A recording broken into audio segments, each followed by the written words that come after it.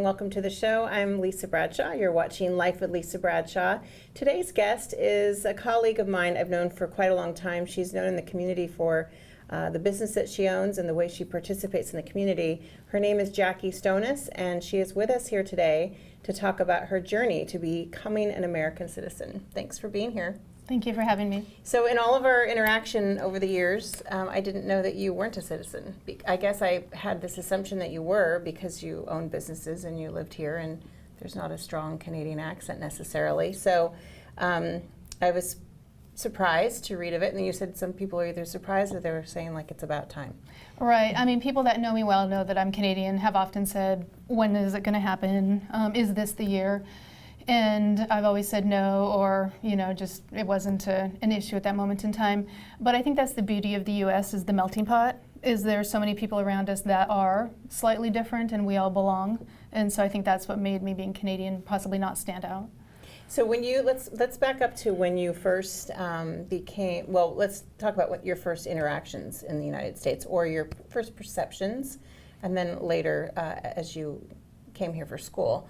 So you were a young child growing up in Canada. How close did you live to the border? How often did you come to the States? We were 3 hours from the border, and we didn't come down that often.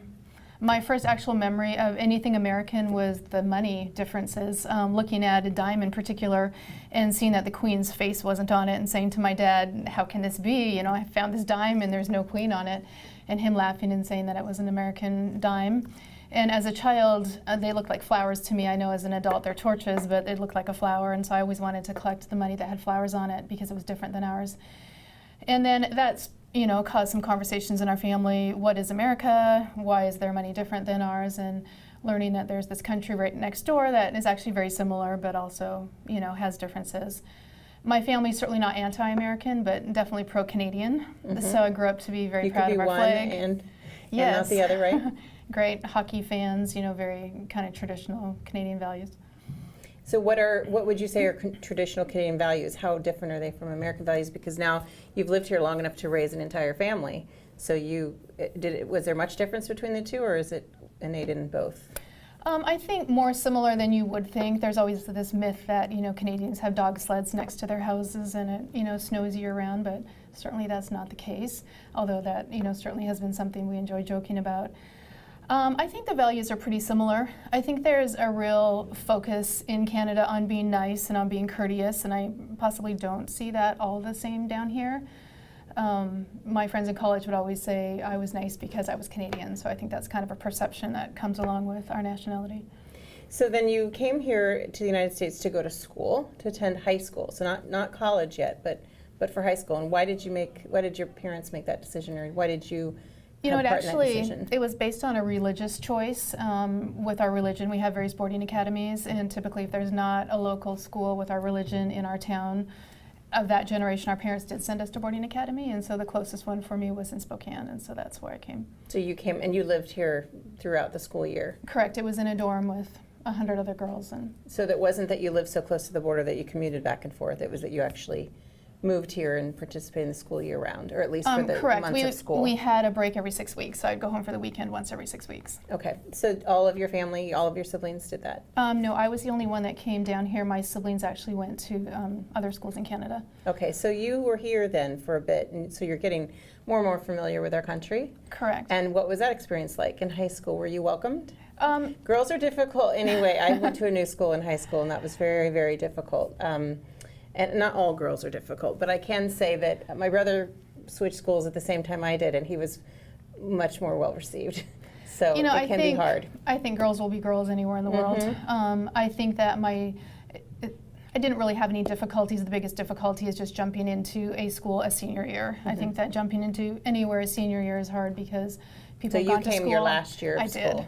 I did. And so I think just breaking into groups, you know, of anything that was hard. Place. But as far as the initial country changes that surprised me, the miles per hour, the kilometers, when my mom would come pick me up, making sure I was watching the speedometer to keep her from getting a speeding ticket, just because that part is different.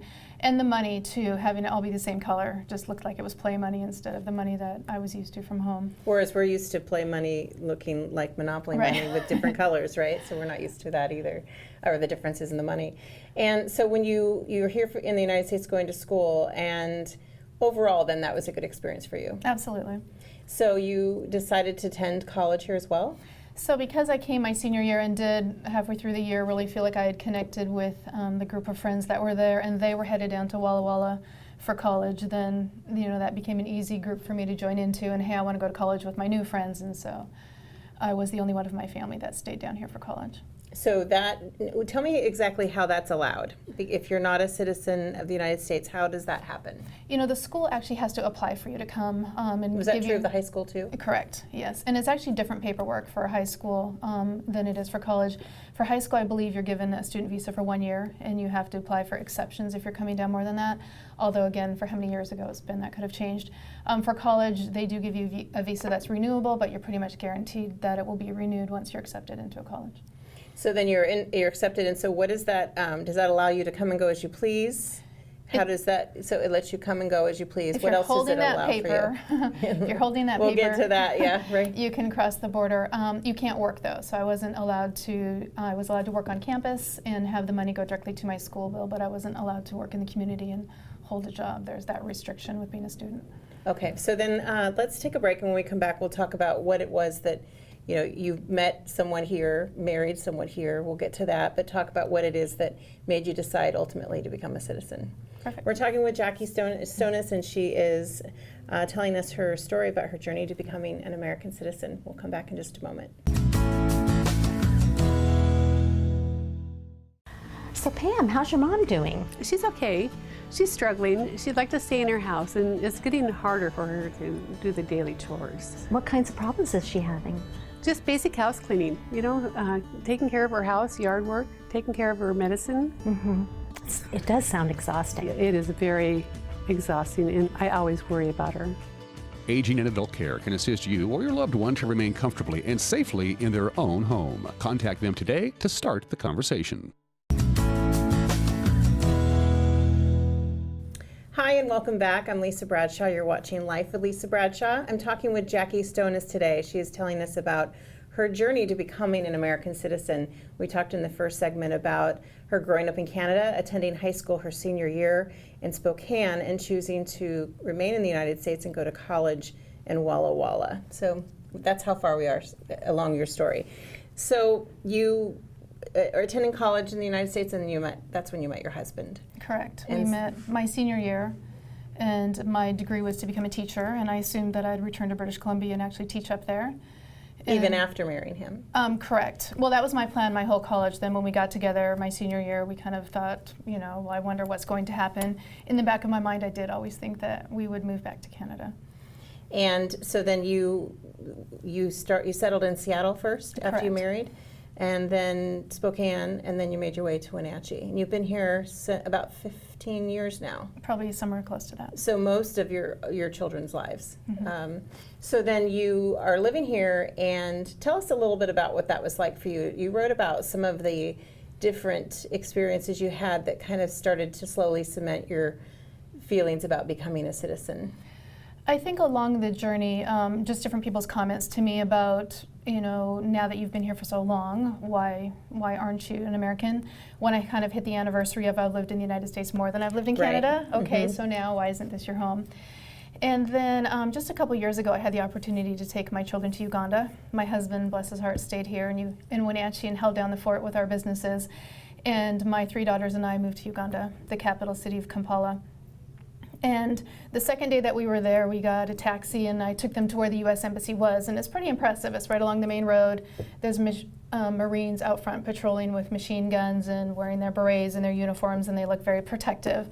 And it reminded me of the movie The Saint. I don't know if you've seen that, where Elizabeth Shue is running for the American Embassy, and she's screaming, I'm an American, open the gates, and of course they do, and that's what her safety was. So I told my girls, if anything happens while we're here, this is where you need to go.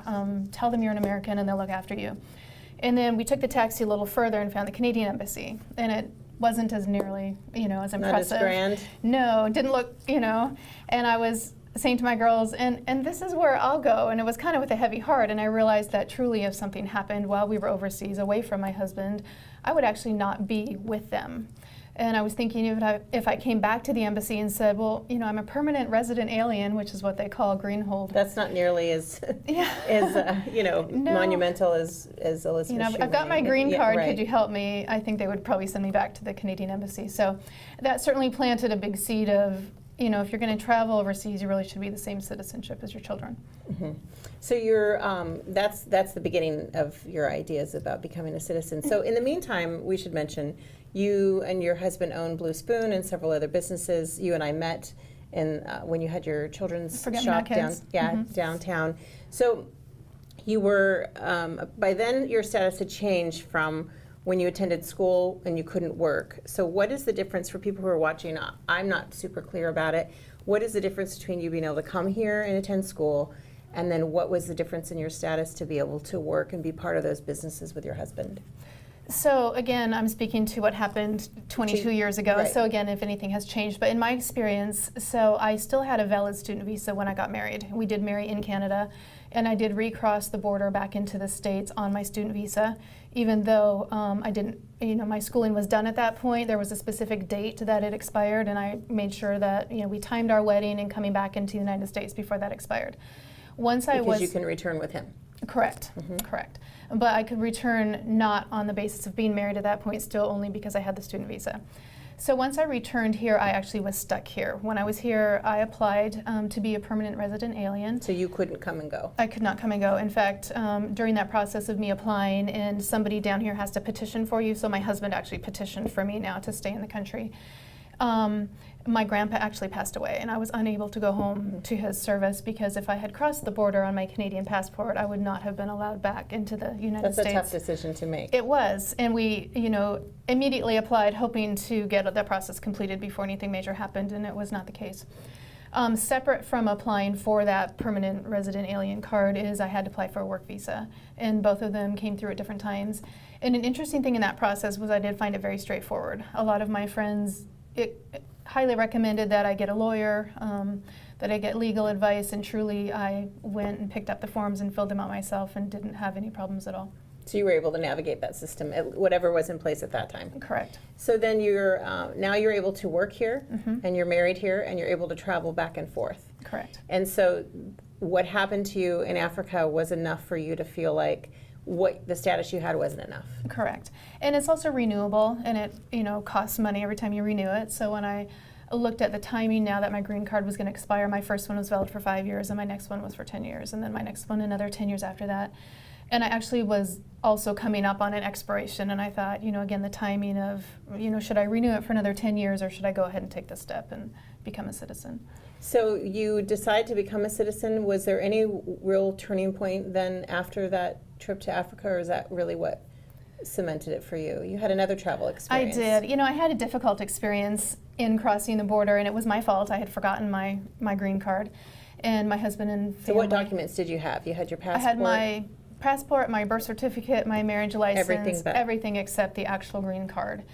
And we were on this fantastic cruise in the Caribbean, and we were coming back into the U.S. through a port in Texas. And again, you're with your children? Correct. And your husband? Correct. And another, you know, family friend as well. And so we come to immigration, and everybody breezes through, and then there's me, and they wouldn't let me enter.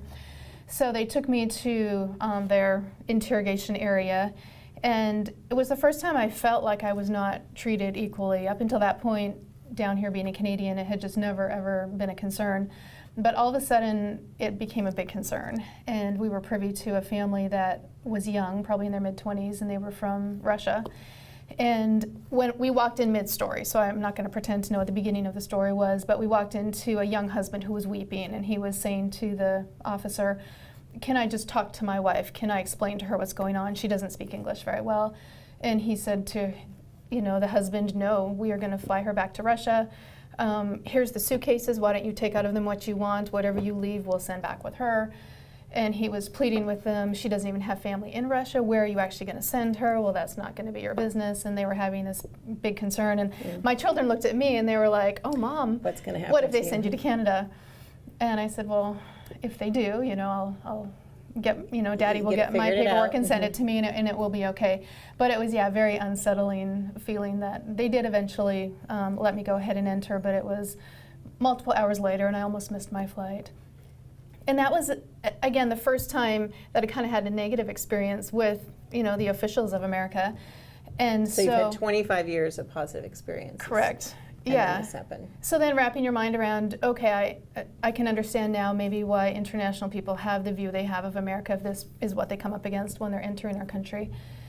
And then the choice, but I'm going to go ahead and choose to make that be my family anyway. So that was kind of an interesting. And then what you don't have is the perspective of going to other countries and, being a citizen of that country or being a visitor of that country, not being able to get back in either. So it's like, it's a really hard concept. And that's why we're not talking about the politics today because, this show just isn't here for that. But also, every single person could tell you a whole bunch of stories that are very different and unique, depending on the country, depending on the circumstances, like you were saying. Absolutely. So let's take a break. When we come back, let's talk about the process to become a citizen and the celebration you had this summer. We'll be Fantastic. back in just a moment. We're talking with Jackie Stonas. She is an American citizen now, and she's about to tell us how that took place. Dear Mary Maids, please clean the kitchen, and the cabinets, and floors, and the chairs. And I wish you could clean the dog. Colin is now feeding himself. Thanks, Megan. Hi, Megan. No worries. We got it all cleaned up. Let's hope Colin gets past the spaghetti flinging stage soon. Till then, we've got you covered. See you next time. Mary Maids.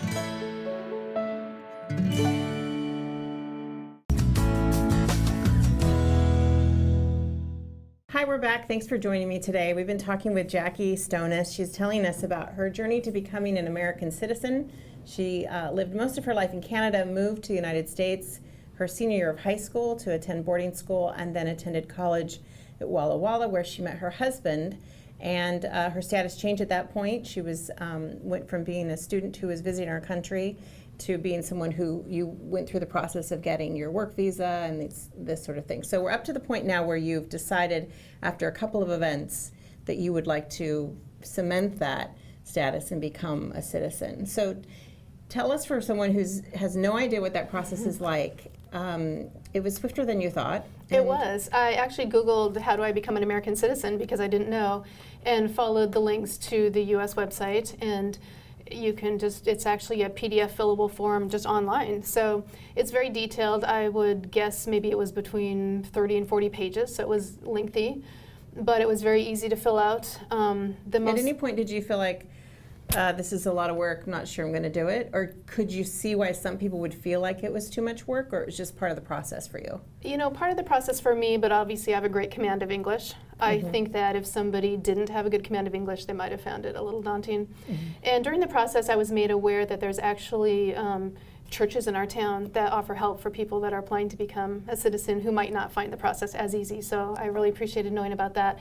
But for me in particular, I found it more emotional. There was times when I was typing thinking, I'm really finally doing this. And Did you feel guilty? I did. Were you worried what your parents thought? I did. At that point, I didn't tell my parents where I was in this process because I was, just anticipating that their reaction would be one of surprise and a lot of questioning.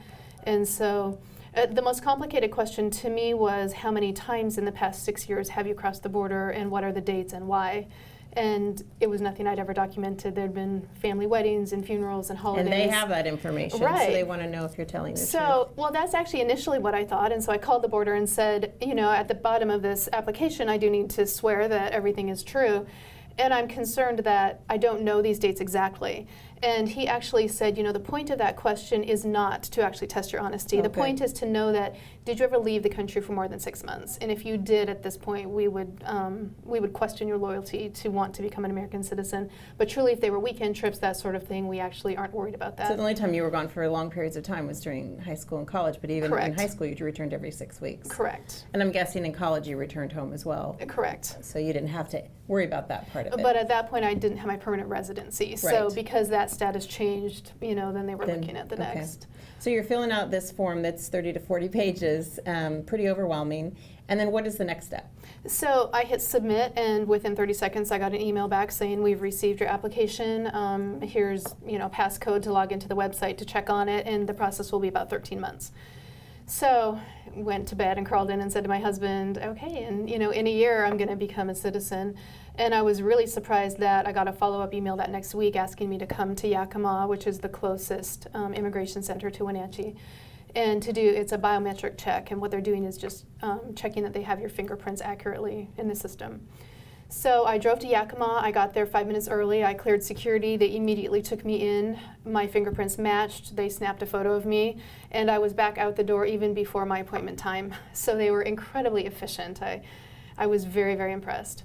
So then you went through that process. Then you still think it's going to be a while. Correct. So then my status changed online. Okay, now that you've done this, the entire process will take about 10 months. So it did, shave some time off my expectations. And then that following week, I got another email saying, could you come back in 2 weeks for your interview?